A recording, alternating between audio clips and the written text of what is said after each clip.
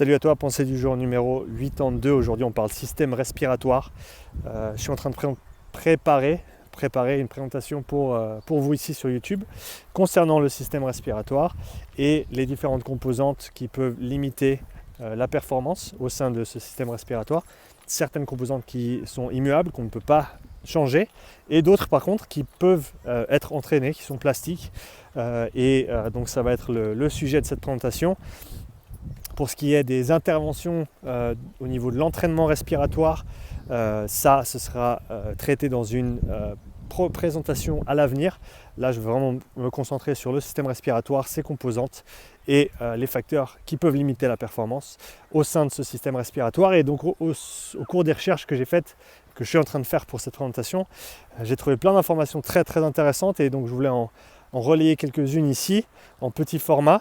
La première, c'est vraiment à quel point le système respiratoire est intégré dans notre organisme, à quel point il est connecté à plein de systèmes différents, à plein de niveaux différents. On pense notamment à la nature autonomique de la respiration, donc l'aspect automatique, on ne le contrôle pas nécessairement, c'est notre centre respiratoire qui se trouve dans la médula, à la base de notre cerveau, qui s'occupe de réguler ses fonctions, notamment la respiration, mais aussi les battements de cœur, etc. Donc c'est quelque chose qu'on n'a pas besoin de contrôler, qui se fait de manière automatique. On a aussi un aspect au niveau de la réponse du système autonomique qui est la réponse sympathique. Donc quand on a un état sympathique avancé, on peut penser à une situation qui nous stresse, qui pourrait ressembler au moment où on se confronte, où on se retrouve confronté à un lion et on doit se préparer à fuir, avec peu de chances de survie dans ce cas-là, mais on va essayer de fuir quand même. Et qu'est-ce qui va se passer? On va avoir une régulation vers le haut de toutes les composantes qui vont nous permettre justement de potentiellement nous en sortir dans cette situation difficile. L'une d'entre elles étant la fréquence respiratoire qui va augmenter, ainsi que la fréquence cardiaque qui va augmenter aussi de manière préemptive, si c'est un mot en français, je ne sais pas, pour nous préparer à cet état de fight or flight.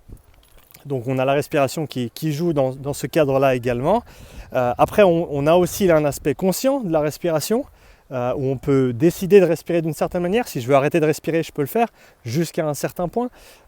Et si je veux augmenter ma fréquence respiratoire, je peux le faire. Si je veux augmenter ou réduire mon volume respiratoire, mon volume courant, je peux le faire aussi. Donc il y a un contrôle volontaire sur ces fonctions autonomiques, ou alors partiellement autonomiques du coup. Donc ça se passe à ces différents niveaux. Et pour aller un petit peu plus loin, ça c'est au-delà de la présentation que je vais faire, mais il y a énormément de pratiques de différentes disciplines, que ce soit des pratiques de méditation, des pratiques respiratoires spécifiques, que ce soit dans le cadre de certaines, de certains domaines spirituels, on va dire, qui sont utilisés pour atteindre des états de conscience au-delà de l'état de conscience que l'on perçoit tous les jours en tant qu'être humain. Altered consciousness, altered states of consciousness, ce serait le mot que j'utiliserai en anglais. Je n'ai pas la traduction parfaite en français. Mais en gros, voilà, la respiration peut être utilisée pour avoir certains effets sur notre système nerveux, sur notre cerveau, que l'on ne comprend pas complètement encore non plus. Donc on a vraiment en la personne de ce système respiratoire, on a vraiment quelque chose d'assez fantastique qui travaille à beaucoup de niveaux différents. Et donc une autre chose que je voulais transmettre dans cette petite vidéo, c'est comment le système respiratoire fonctionne, comment il répond à l'effort. Et on pense souvent que le système respiratoire répond à un manque d'oxygène. C'est rarement le cas, dans le sens où on va rarement atteindre des taux d'oxygène assez bas pour solliciter l'activation de notre centre respiratoire au travers de ces chimiorécepteurs qui se trouvent dans l'aorte et dans la carotide également, à l'angle au niveau de là où le flux sanguin est très très élevé. Ça c'est les chimiorécepteurs périphériques, et on a aussi des chimiorécepteurs centraux qui se trouvent donc à la base de la colonne vertébrale, du haut de la colonne vertébrale, si je ne me trompe pas.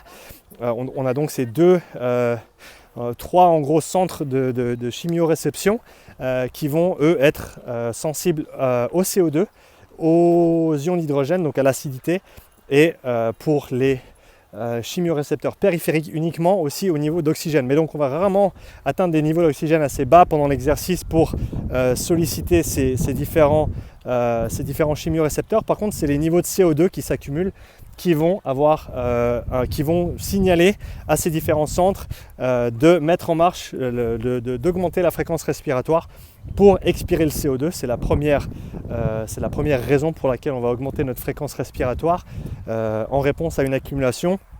Petite parenthèse, c'est pour ça d'ailleurs que la méthode de respiration, et je sais qu'il n'y a pas que ça derrière, mais c'est une des facettes, c'est pour ça que la respiration Wim Hof nous permet, ou la méthode de respiration type Wim Hof nous permet de tenir notre souffle pendant plus longtemps. On pense souvent que c'est une suroxygénation du sang, ce qui n'est pas possible parce qu'on est saturé entre 97 et 99% au repos.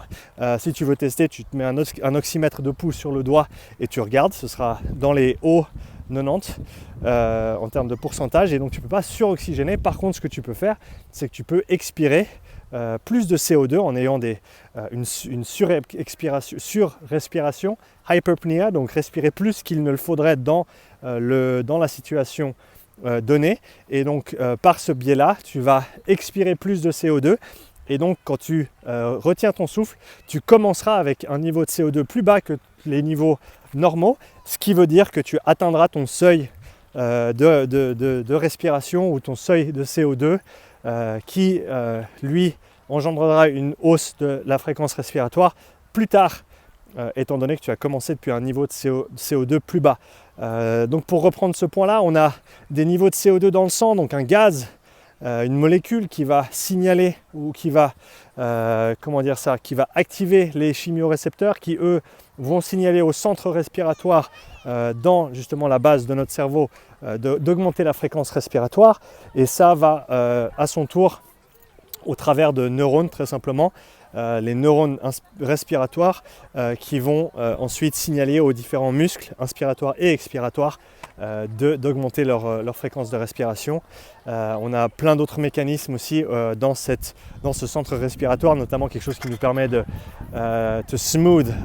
rendre un petit peu moins abrupt, on va dire, les changements en fréquence respiratoire. Si on veut, c'est comme si on voulait adoucir un petit peu la courbe sur un graphique, par exemple. Et ben on a un système de régulation à ce niveau-là également. Donc c'est un système qui est assez complexe et qui touche à beaucoup d'éléments différents. Et donc c'était vraiment ça le centre de cette petite vidéo que je voulais faire. Et donc pour ceux qui sont intéressés à en apprendre plus, n'hésitez pas à me laisser un commentaire sous la vidéo.